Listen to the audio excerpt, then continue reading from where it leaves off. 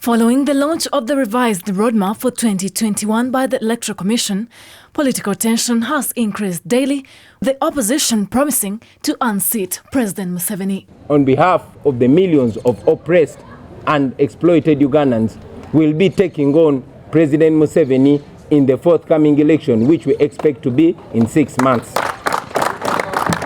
As these align their energies daily to unseat the incumbent President Museveni, police has of recent swung into action, deploying around media houses whenever opposition politicians are making appearances.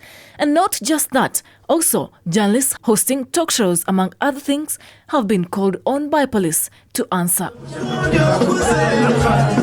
In an exclusive interview with the Director Human Rights Network for Journalists, Robert Sempala highlights that this gravely affects the output of journalists. To him, this is also an indicator that the current government has become impatient with the opposition.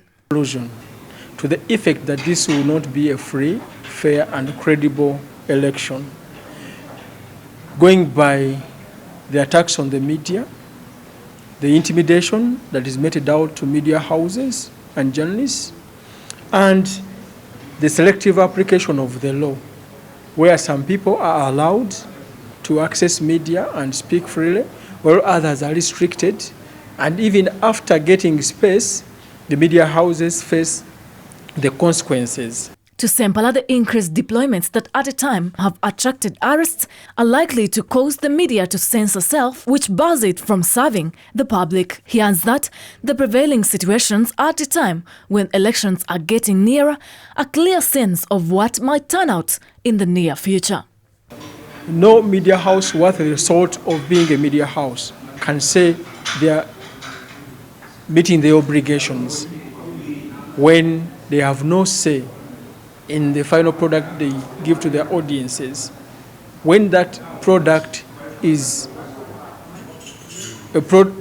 an aftermath of censorship. Speaking on the virtual campaigns that have been directed by the Electoral Commission following the outbreak of the COVID-19 pandemic, Sempala says if these are not handled well by creating a level ground for government and the opposition, it might bring about chaos that might gravely affect the economy. Not just this, he highlights that this might lead into resistance of citizens.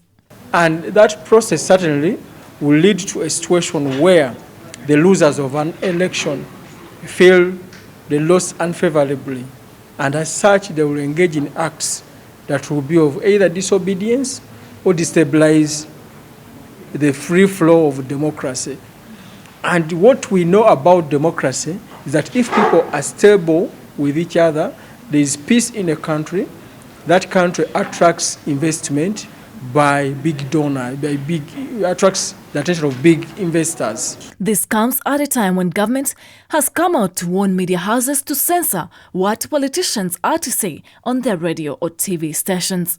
What is left for the public to question is whether the virtual campaigns can independently bring about free and fair elections. Shamim Nabakoza, Joshua Mitala for Speak Uganda, Record TV.